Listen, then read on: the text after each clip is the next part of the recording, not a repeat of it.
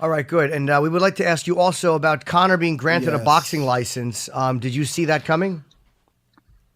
You know, I don't see anything coming with Conor. You know, Conor McGregor is a very unique individual and very different. I let Conor be Conor. I let Conor do his thing. You know, everybody always thinks that there's some type of animosity with me and Conor, and there's always something bad brewing.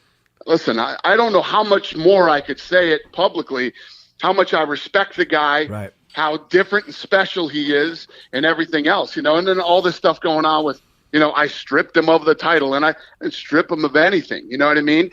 The deal was, I said every day leading up to that fight, he had to give up one of those belts. And what do you think? I just went, eeny, meeny, miny, mo, I picked the 145. No, he gave up the 145-pound title, but it doesn't take away, you know, he says I'm still a two-weight champion. He's damn right he is. Yeah. He is a two-weight champion. That's right. It doesn't take away what that guy accomplished and what he's done. And when you look at the 145-pound title, he didn't lose it. He gave it up. He didn't lose it. He was never beaten, and the belt was never taken from him. He's the man. He's the guy, you know? No doubt about it. It's just that you got to free up the division, too. That people try to stir up over, you know, the belt thing. Did I not say every day leading up to the belt, I'd never done this before, but I was going to do it for Conor? Right. I've never done it before, but I'm going to do it for Conor. And, you know, that belt hadn't been defended in almost a year. And Conor's taken another 10 months off for maternity. It's not fair to the rest of the guys in that division. Max Holloway's on an 11-fight win streak. Oh, you know? Yeah, I'm looking forward to that this week. I think it's 9, actually. I think it's a 9 fight. Am I correct? I think it's 9. He's going for number 10 against Anthony in a few days or a couple weeks. So, you know, he's on this incredible win streak. If you look at 9 fights, you know, 9 fights is 3 years, man. You know? No, he's getting better three and better. times a year. Yeah. And you know, Pettis absolutely deserves a shot. And Jose Aldo just beat Frankie Edgar. So you can't tie up the entire division. But I did let him fight for it. I let him do it. A lot of people. You look at all the pros for the Eddie Alvarez-Conor fight, a lot of people picked Eddie Alvarez to win that fight. That's right. Shit, man. I picked it. I picked it too. So he gave up that belt. Do you care if he fights? I know you let him do what he wants, but if he fights Floyd Mayweather, whether it happens or not, A, he risks getting hurt, and B, then that lightweight title, then there's a whole a period of time he can't defend that. He's not fighting Floyd Mayweather. Floyd Mayweather isn't going to fight him, man. It's never going to happen. Listen, if you look at the biggest fight anybody ever talked about at the time was Manny Pacquiao, Floyd Mayweather. Look how long it took that fight to be made.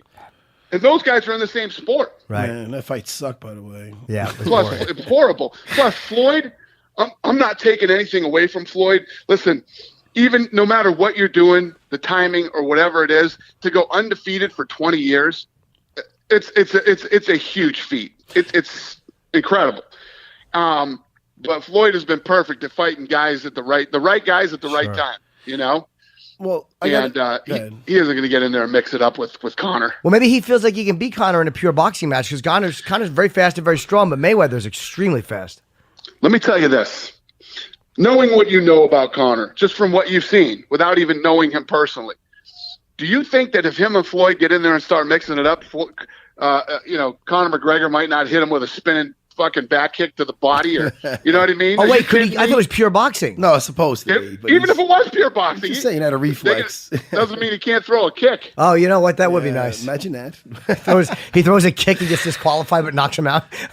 Flying knee, kick. No, really, whatever. You know what I mean? Yeah. No, and if you're Floyd, why would you even risk that?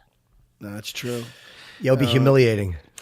Really quick, Dana, only because I've seen this, and I've never seen this before. I want to talk about Khabib really quick. That's right. And and him talking to you, I never seen anything like this in my life. He's not even done with Michael Johnson when he's fighting Michael Johnson, and between rounds, he's telling you he wants to fight you. He's calling. First of all, I loved it. He's telling everybody normally is worried about the fight. Are they winning? Let me get my heart rate back down. The guy's arguing with Dana about if he could fight Conor McGregor next, telling him.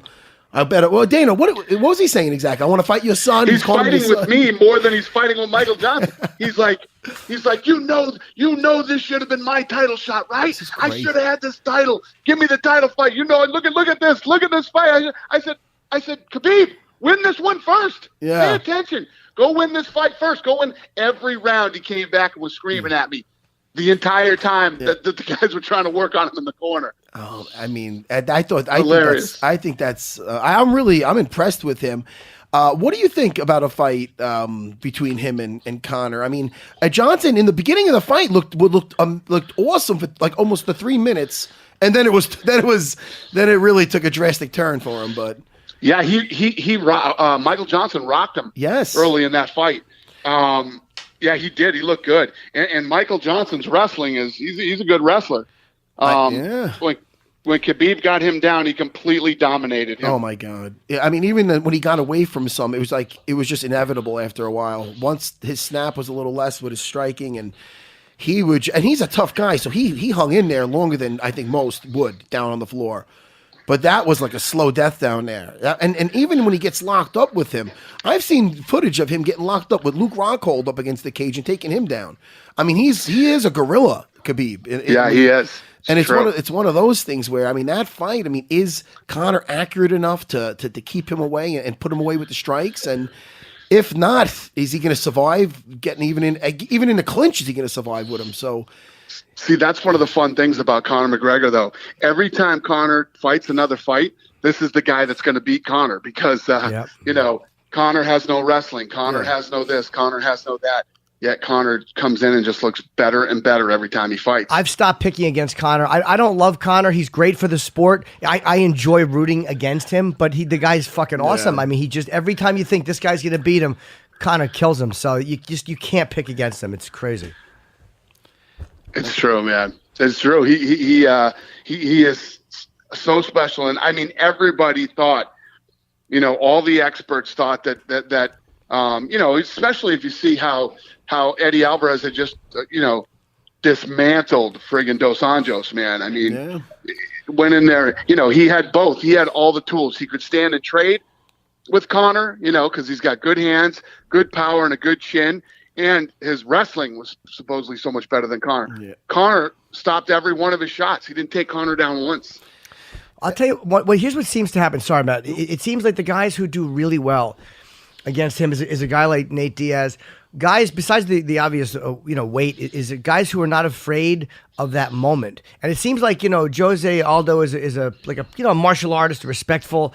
And Eddie Alvarez seemed to be overwhelmed by that moment. And Khabib doesn't seem like he'd be overwhelmed by that moment because he likes to talk shit and he likes to be that guy.